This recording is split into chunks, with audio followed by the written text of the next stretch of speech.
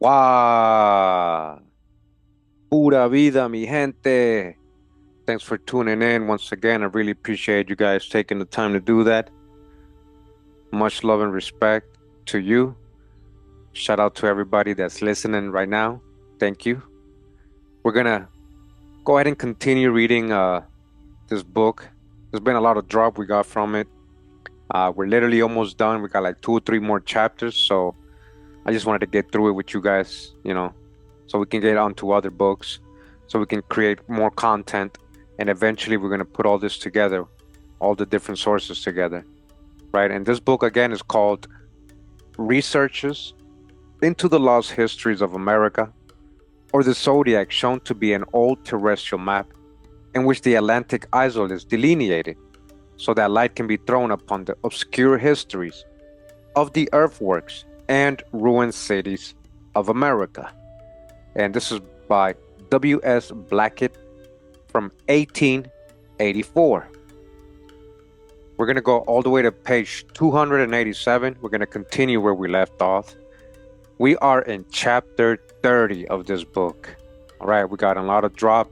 If you're new to this reading or this book or my channel, I just want to remind you we got a whole playlist created just for the readings of this book. So far we got 13 parts. Today is part 14. Again, the playlist is called Researches into the Lost History of America. Just go to my playlist tab on my homepage and you'll be able to go through every chapter of this book that we've read. Again, we're on chapter 30 today. A lot of drop, a lot of good, what you would say, deep research when it comes to studying the mythology of a lot of the European and Asian and even African nations. The zodiac, how it connects with ancient America, the zodiacs, talking about geographies, places located in America. And we're talking about real people, like, for example, the Titans. Those are real people. The Titans were here in ancient America. All these mythical lands, again, where these mythologies are taking place, we're finding out was all in ancient America, the true old world. So go ahead and, if you missed a lot of these episodes, go ahead and go check out the playlist. You can watch them in order. Whenever you have time, you can make the time little by little, one by one. All right.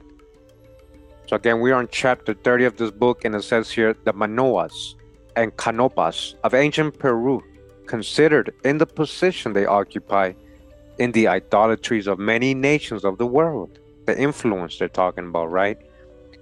It is somewhat unfavorable to the argumentation of the present treatise that it is based to a very large extent on the interpretation and localization of myths. There is a natural and unavoidable prejudice against the class of reasoning. It cannot be denied that the traditions hang together with an amount of consistency that deprives them of a fabulous character and that entitles them to respectful consideration.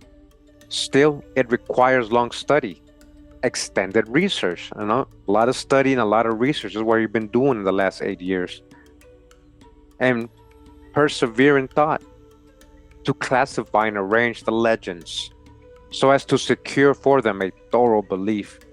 In the present chapter, that class of argumentation can be dispensed with.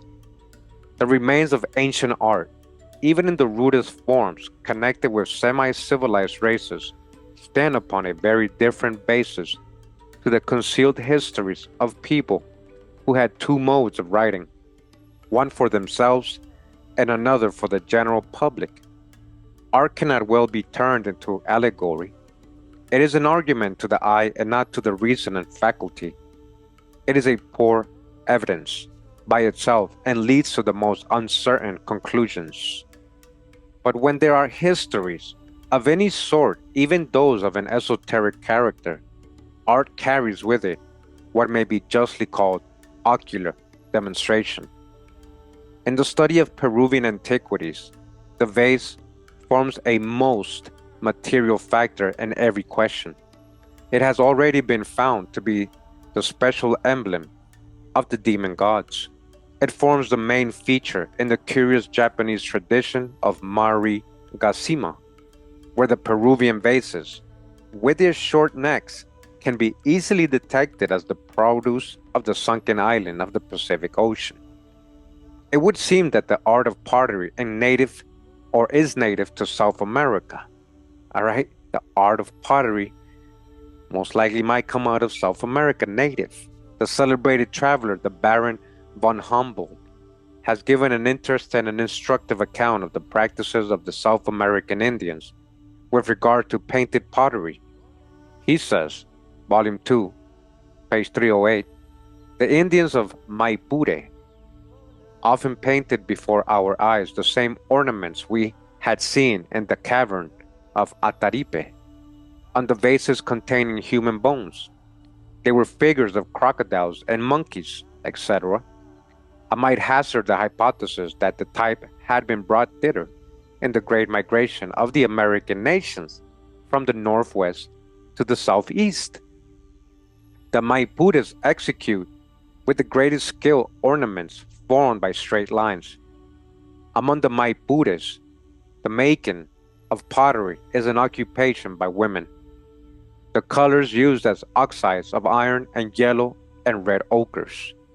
Not only the Maipures, but the Caribs and Otomis, and even the Guayanes are distinguished on the Orinoco as makers of painted pottery, and the manufacture extended formally towards the banks of the Amazon.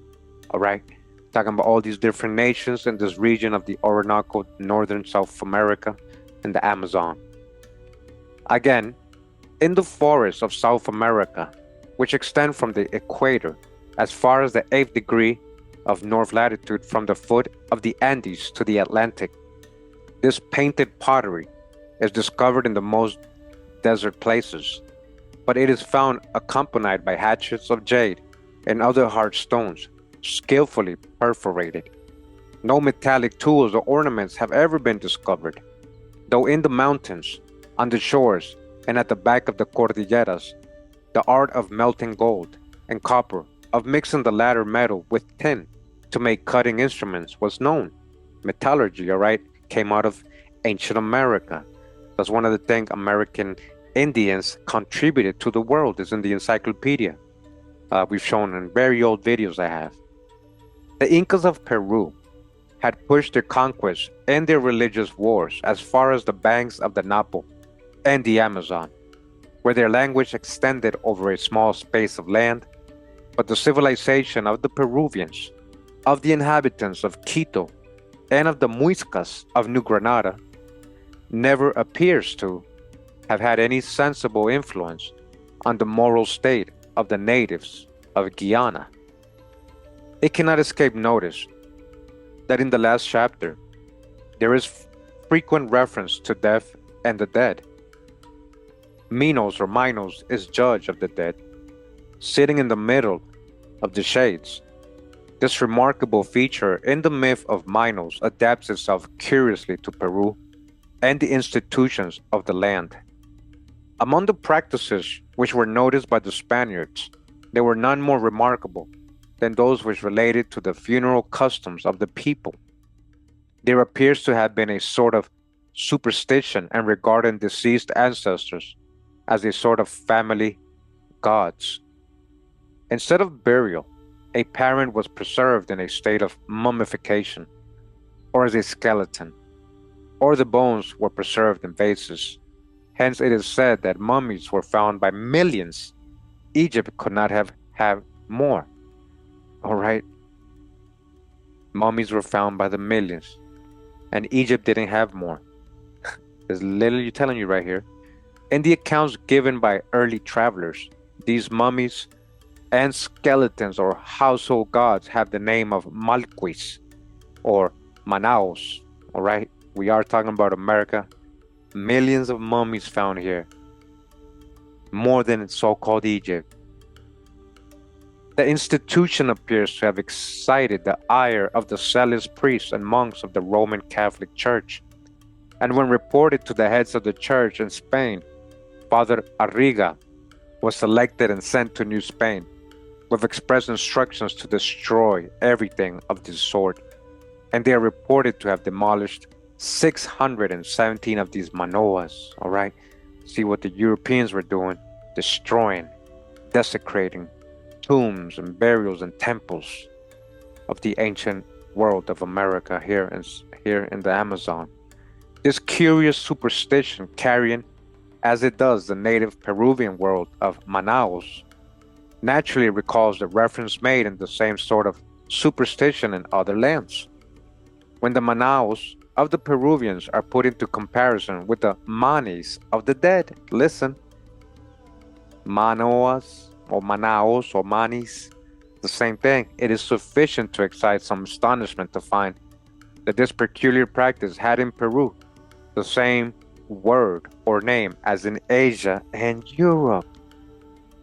It is going too far to suppose that a country so long unknown to the outside world as that on the upper waters of the Amazon should have designated this superstition by the same name as other nations by mere accident or without intercourse and consanguinity. Under these circumstances, it is necessary to look a little into this subject of the manis of the dead. The tradition of the manis is as follows. So we're talking about over there what's taught in Europe and Asia, right? About the manis.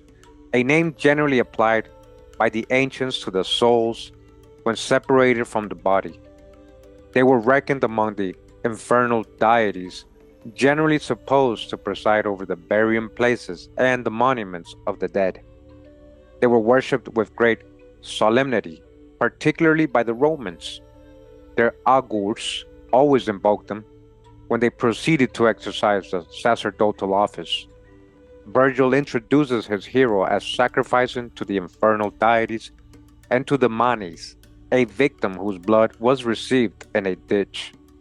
The word manis is supposed to be derived from mania, or mania, who was by some reckoned the mother of these tremendous deities. The myth of Mania is short but useful. Mania, a goddess supposed to be the mother of the Lares and Manis. To this may be added some observations from Rees' Cyclopedia. Manis, a poetical term signifying the shades or souls of the deceased. The original may be referred to a prevailing opinion that the world was full of genii or genii, some of whom attended on the living and others on the dead. That some were good and others bad, and that the former were called familiar lares, and the latter lemures or larvae. Apuleius, in his explication of the lemures and larvae, says that the lares and larvae are denominated demones, and that the designation of gods is added to them by way of honor. The evocation of the manis of the dead seems to have been very frequent among the Thessalians, but it was expressly prohibited by the Romans. To this it must be added that Apuleius makes Isis to have been the sole divinity of the universe, origin of all things, queen of the manis, most ancient inhabitant of heaven, Dupua. There can be no doubt at all that the lemures are correctly located when they are placed on the west coast of South America. From the following circumstances, it is said that the Romans had the superstition to celebrate festivals in their honor called Lemuria, listen, or Lemuralia, in the month of May. Did you guys know that? They had a festival called Lemuria. They were first instituted by Romulus to appease the manes of his brother Remus, from whom they were called Remuria, or by corruption, Lemuria, all right? Remember? They were raised by a wolf. These solemnities continued 3 nights, during which the temples of the gods were shut and marriages prohibited. It was usual for the people then to throw black beans on the graves of the deceased, or to burn them, as the smell was supposed to be insupportable to them. They also muttered magical words, and by beating kettles and drums, they believed that the ghosts would depart and no longer come to terrify their relations upon earth. This has to be compared with an extract from Dr. Rees' Cyclopedia. Lima, a famous city of the audience of Lima and capital of the Viceroyalty of Peru, this city called Cividad de los Reyes, or the City of the Kings, from its having been founded by Don Francisco Pizarro on the feast of the Epiphany, AD 1535. All right, so we're going to touch the hijack here when they're saying Pizarro founded. That doesn't mean he built it. Remember, they found the city already built. Founded, that word, little trickery in the word there, little hijack. They try to trick you, make you think like these people build these places, right? But they just found them here, founded. Lima, the capital of Peru, or the viceroyalty of their kings, right? Which is situated in the spacious and delightful valley of Rimac, whence by corruption the name Lima is derived, Rimac being the appellation of an idol, to which the native Indians used to offer sacrifices, as the Incas did after they had extended their empire hither, and as it was supposed to return in answer to the prayers addressed to it, they called it by way of distinction Rimac, or he who speaks. The Lemuria or Remuria of Italy have to be compared with the feast of Raimi in Peru. And we've gone over this feast of Raimi, how it resembles a lot of the old world ceremonies, right? So this book is also letting us know. The Peruvians had 4 festivals. The chief was that of Raimi. There was a high priest with offerings and sacrifices of llamas. 4 servants held the animal, and the priest cut out the heart. The feast lasted 8 or 9 days with toasts and dancing. There was a dance similar to that of the Scotch. On the eve of the festival was the renewal of the sacred fire. They produced a light by a mirror and the rays of the sun like Numa. In this comparison, it has to be noticed that the fire rites referred to were common to both the Peruvians and the Romans. Few will deny that there is a strong resemblance between the European superstition of the Manis of the dead and the Manaos of ancient Peru. The evidence is exceedingly strong, and the myths that belong to the subject with the relationship of the several characters comprised in the group of traditions form a series of links so complete as to throw them out of the category of fable into that of genuine history. All right, so it's not just myths, we're talking about genuine history, and it's all happening here in the true old world in ancient America, where they got the origin of these so-called myths that spread around the world. But there are not so many as will admit the conclusions deducible from the comparison. It is too much to expect that the reading public will admit that a country so distant as Peru and so little known can have created a superstition or an idolatry so universal as that of the Manis of the dead. Yet it is very difficult to deny that the early influence of South America must have created this widespread superstition. To deny it wants more faith than to admit it. It's easier to believe it, basically what he's saying, than to deny it. The subject must be judged by the rule which has been applied to many other cases of a like kind in the course of this treatise. The natural is parent to the unnatural and precedes it in history. In the present case, the Manaos of South America form a simple funeral process by which the semi-civilized races of the Amazon are accustomed to bury their dead. Indeed, the custom does not appear to be limited to the races over which the Incas of Peru exerted their benign influence. The Baron von Humboldt found it to prevail in the cave of Ataripe and elsewhere on the Amazon. On the other hand, the superstition and idolatry of the Mani have nothing about them natural. The funeral ways is turned into a religion. The Manis are gods. Everyone who has visited the famous museum of Florence called the Uffizi Gallery will call to mind the peculiar altars ranged along the passages of that splendid building ascribed to these venerable gods. Nor is the idolatry of the Manis confined to Italy or Etruria. All right, so basically what he's saying there, in Europe, they got it as a myth and they're giving credit to so-called gods, right? So it becomes myth, but this is being done in practice by real people in the Amazon in South America, the same exact thing. Nor is the idolatry of the Manis confined, to Italy and Etruria, we got that already. There is the same superstition in Asia. It is hard to come to any other conclusion than that the early inhabitants of South America, listen, pay attention, I'm going to say that again, it is hard to come to any other conclusion than that the early inhabitants of South America must, by migrations into the distant parts of the globe, listen, have unintentionally given rise to a species of religion which has haunted the imaginations and disturbed the repose of the whole world. All right, its origin coming out of America basically is letting you know in the distant parts of the globe and the ancient world, out of South America, the whole world being influenced. These vases appear to have created among the ancient Peruvians a species of idolatry.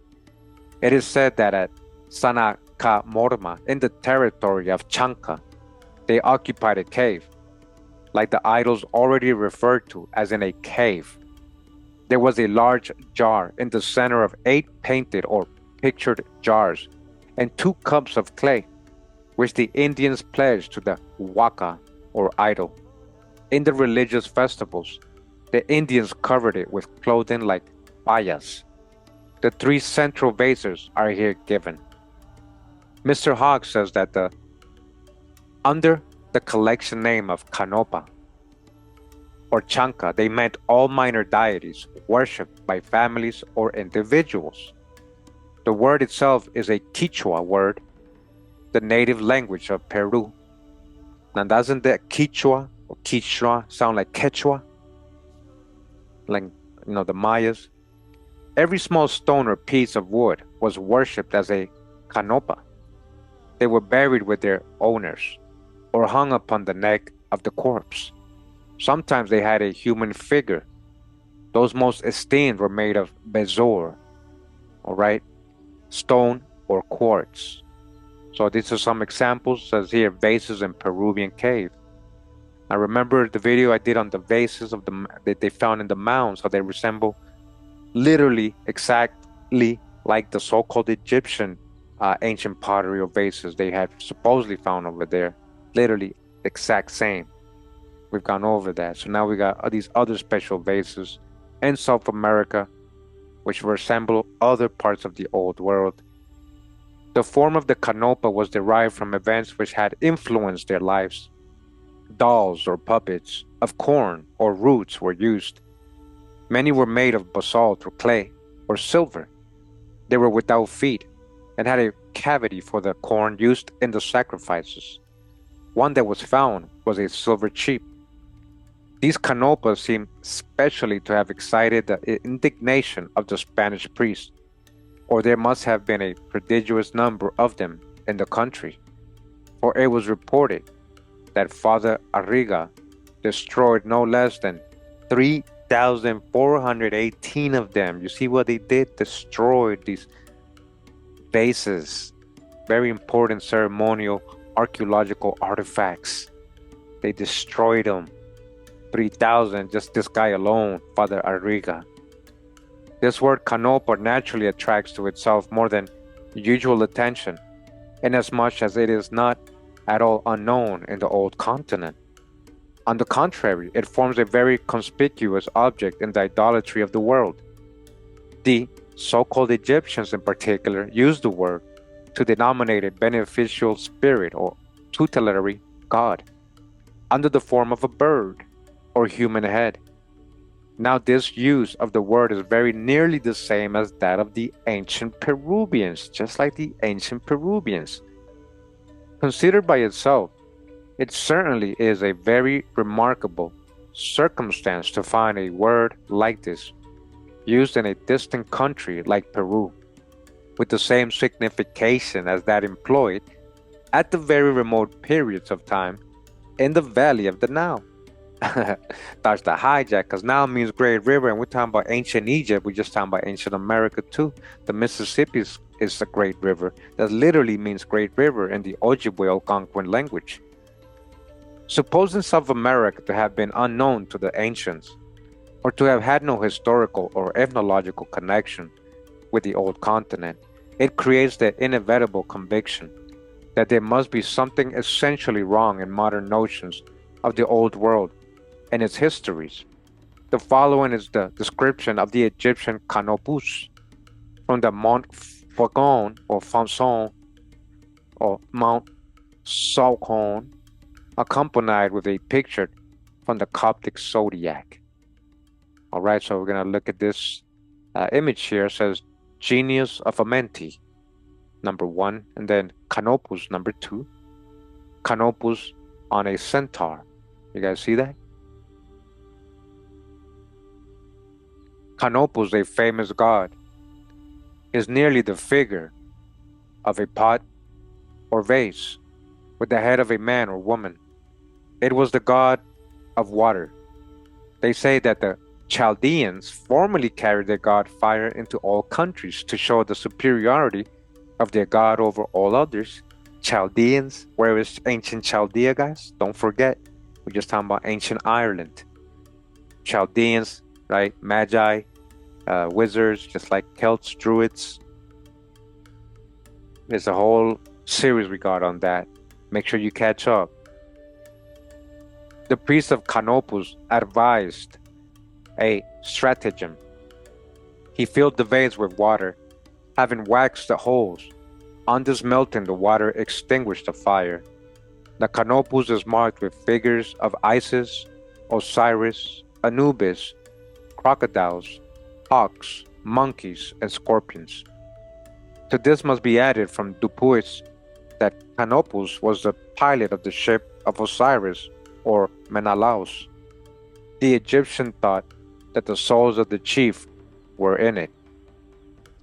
To this must be super added from Lempriere, Canopus, a city of Egypt 12 miles from Alexandria.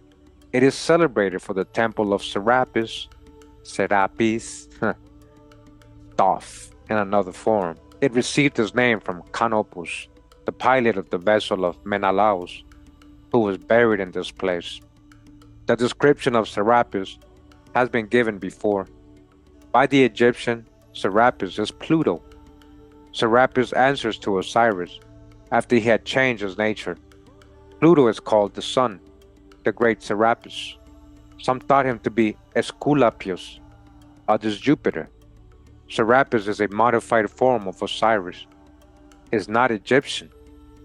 All right, it's not Egyptian. Wilkinson.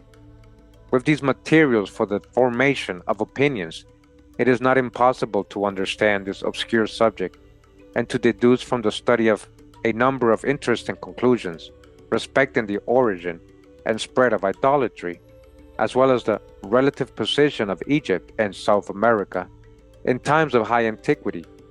It now turns out that not only in the word Canopa, common to Egypt and Peru, but that the use of it is the same in both countries. Not just the word is the same, guys, but it means the same thing, but with such differences as serve to detect the course of history by which two countries so far removed from one another have been linked together in consanguinity, kindred, or some bloodline they are connected. The rule which has been used all through this treatise must be brought in once more to decide the question.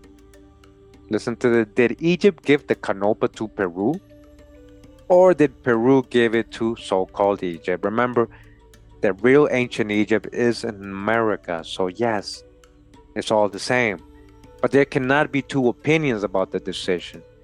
It is too plain for dispute. The Canopa of Peru is a simple funeral object by which the people of the land exhibit their filial regard for deceased ancestors. On the other hand, the Egyptians have turned the Canopa into a captain of a ship. It becomes myth over there. It's not even real. It's not based on any real things. It becomes a myth. But in Peru, there's real people using it and literally as a funeral practice for their deceased ancestors. We're talking about real people, real history, not just a captain of a ship, as in so-called Egypt. Or they have made of it a god. That's what they did. They turned it into myth, into a god, so you think it's not even about anyone in the Americas or even on Earth. Or they have constructed out of it a contrivance for extinguishing the fires of the Chaldean fire rites, the ancient Irish. It must be put down in the category of what may be called the mistaken remembrances of ancient people. Change of country, maritime travel, and lapse of time have wiped out the real original use of the Canopa. You guys see that? It had an origin, people were using it, and then as it spread around the world, they just turned it into myths and just ceremonies and rituals. But the people in the Amazon are still practicing and using this word and the practice with their people and ancestors. But the remembrance has been kept alive by bases, temples, and festivals in which the original idea has been well nigh extinguished. In the picture given of the Canopus at page 294, the one we just saw, are two additional specimens of Egyptian canopes, number 1 and number 3. They both serve to teach that the Egyptian canopus hangs on historically to South America. All right, it hangs on historically to South America. Come on, the true old world. The first of them, number 1, may be pronounced not a bad specimen of the Peruvian Canopa, as seen in the Peruvian caves. But what is it? It is one of the 4 genii or genii of Amenti. Amenti, the underworld where the sun sets, the west, right? Remember, all the Egyptian gods are Westerners. They all have animals that are native to America. That's what they're depicted as. The 4 genii of Amenti ought therefore to have had an existence in ancient Peru, in America, the true old world. Listen, this is what they're copying and replicating over there. They brought all that over there recently, and they try to say, oh, this is ancient Egypt. It's been here the whole time. No, it was here in America. The other, number 3, is an Egyptian canope carried on the back of a centaur, exhibiting to the eye the way in which the canopy went into Egypt. It was brought by the centaurs. It will be observed that the nondescript forms a link between the zodiacal centaur and an Egyptian sphinx. And it says here in this image, another Egyptian canopy. So you guys know what they're talking about here, right? These bases they've been found in with the mummies over there and everything, that originated in South America, guys. A lot of those vases they say they found over there in Egypt probably came out of America, and they brought it over there and put it in museums. Oh, this is from so-called Egypt, in the Middle East over there in Africa, but they might be coming from America. They've done that a lot with a lot of artifacts and mummies and all that. So this is one of those, another Egyptian canope, right? Look at that. The present vase is an Egyptian canope, and it is selected because of the peculiar figures painted on its surface. It will be noticed that it is covered with the figures of Osiris, Isis, Anubis, crocodiles, and scorpions. All these figures Coptic zodiacal delineation of the country. Osiris, Isis, Anubis are all characters which belong to the mythology of the wolf, the Libra, and the centaur. The historical inferences deducible from the present subject are manifest.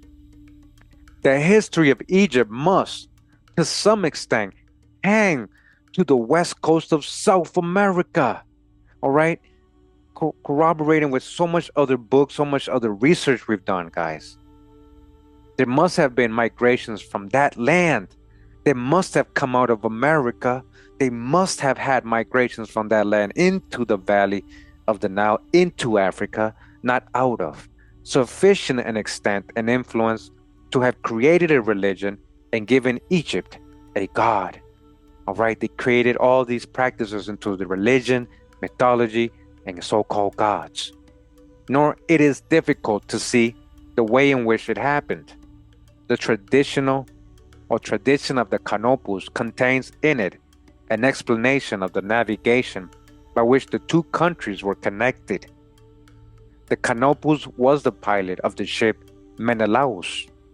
He must therefore have been the navigator of the ship Argo, which in the Ptolemaic zodiac lies in the route between the two lands. So now we got another image here, and it says Chinese god Vitek or Nifo with demons. All right, it's most likely a vase as well, as you guys see. So these are like little diagrams, of what, when he's trying to draw them. This curious subject of the Peruvian vase has given birth to idolatry in some of the greatest nations of ancient world. But it started where? In Peru, must be carried further. The Canopa has been deified in China, or deified, on the opposite banks of the Pacific Ocean. In the hierarchy of the Chinese gods, there is a god called Vitek or Ninifo. In the great work of Picard, there is a grand picture of a Chinese temple. The picture is taken from Dapper. It represents one of the grandest temples appertaining to the religion of China. The god sits in great state upon a pedestal supported by a couple of demons. When the picture is examined with a little care by one familiar with such things, it is found to be an exact representation of a Peruvian Canopa. All right? It has its origin, right? That style, that influence, that culture in Peru, in ancient America. It squats down in a very significant manner and is easily detected as the same object as one of the images in the Peruvian cave. See page 262, which we have shown already in previous videos, given in a former chapter. This identity of two figures is fully confirmed when it is noticed that the god himself carries the name Canopa. There is no difference between the two words, Canopa and Ninifo, except the spelling. It is quite manifest that the Chinese have signified their recognition of advantages derived from South America by the deification of a Canopa. The following is the description given of this idol. Chanko is the god which the bachelors of the sect of letters revered, particularly as the Greeks and Romans do Minerva. There is seen also here the idol or the divinity which presides over pleasure. The idol, which they also call Ninifo, is regarded as a Xing. Notwithstanding, he is the genius which directs illicit pleasures, worthy minister for a being qualified for the name of Qing, which may be translated by that of saint. There is seen in the same picture of the genius which presides over immorality, the grand tutelary divinity of China, which perhaps is no other than the god of war, or Quito, which the Chinese men of war honor as their patron. Quito, just like the capital of Ecuador, Quito, and there was an ancient nation there called the Quito. This deification of the Peruvian Canopa is traceable likewise into the great valley of the Euphrates. It has had the same history in Babylon and Assyria. So don't think of a location, but just think of the ancient people of that culture. So influence in that culture. This is seen in the description given by Ninip in the Babylonian mythology. Again, it became mythology. In that system, Ninip is the god whose emblem is the man bull that occupies a position so imposing in the sculptures of Assyria. This teaching is so strange that at first sight it can hardly be believed. Yet upon careful examination, it has to be admitted. Let the legend of Ninip be read. Ninip is the fish god, dwelling in the deep, opener of aqueducts, chief of the spirits, light of the gods. His emblem is the man bull. This legend justifies to the full the interpretation now put upon the myth of Ninip as having its origin in Peru and the Peruvian Canopa. Ninip is not native to Babylon and Assyria. He must have been a foreign god, for he dwells far off in the deep. He is a spirit, an inhabitant of the unseen hemisphere and land of spirits. This language can apply to none other than ancient Peru. Then he is the opener of aqueducts, just the very thing for which the Peruvians were celebrating. All right? In the Deluge tablet, Ninip is called Lord of Hades. Lord of Hades, right? The underworld with the sunsets, the west. See page 93. We've gone over that already in a previous reading of this book. It now becomes quite manifest that the grand compound figure which stood at the gates of the labyrinthine palaces of Assyria is a visible memento of certain national migrations between the shores of South America and the valley of the Euphrates. All right? And again, the true old world is here in the Americas starts to hijack when they're saying, oh, it must have gone over there. That's all renamed. All those places got renamed. Yeah, to fit their false history. It is a grand exhibition of a combined sidereal heraldry by which the centaur that delineates the country of the Inca of Peru is joined to the bull which portrays Assyria. And the combined heraldry carries the name of the Canopa of Peru. Now remember, Shem had a son named Ashur, right? Ashur is a progenitor of the Assyrians, Ashur. So it is a connection there. It is not easy to estimate the histories which must underlie a coat of arms so imposing, nor to conceive aright of the maritime movements that must have produced it. All that can be done is modestly to admit that the histories of the vast past are hidden beneath the mistakes and forgetfulness of time and change. How vast the difference between the God of the Christian and the God of the heathen world. The Christian's God is the infinite and immaterial spirit in whom we live, move, and have our being. The God of China, Assyria, and Egypt is a three-penny jug, not quite good enough for Molly to fetch the bear. All right. And that's the end of this chapter. All right. We're going to go ahead and leave it there because we got 2 more chapters. We're going to read those 2 more chapters in the next video together. Right. And we're going to finish up this book. But I hope you enjoyed the reading of this, and I hope you understood what he was saying. You know, it's a lot of difficult. Sometimes it gets a little difficult with people not understanding what they're talking about. But if you pause the video, if you go Google everything they're talking about so you can get a visual, a perspective of what they're saying and how they're comparing things, you'll see, wow, it really does match what's going on here in South America. And it's amazing how it's actual people practicing this, not just a myth or a legend or a temple in a museum. You know, it's not just deities, it's real people, the ancient Americans, real people. All right. I hope you enjoyed the reading. Thank you once again sticking around to the end with me. I appreciate you guys taking the time always to watch the videos and to sit through them. A lot of people can't do that. They don't have the discipline, the patience, the time, they say, and it's not a priority to them. So I appreciate all of you who actually here right now hearing what I'm saying. And not only do you watch the video, but you listen all the way to the end and you enjoy it. And that motivates me to keep going. I mean, I love this drop. This book is pretty good. I bet you if you see it in order, you'd be like, wow, like it's just, because I read it in parts. Because we got so much research to go, so many books to get through, right? And I'm telling you, I have a plan for this. Eventually, when we get through all this content, just like I used to do back in my original videos where I add so many sources and break down the whole thing, we're going to do that.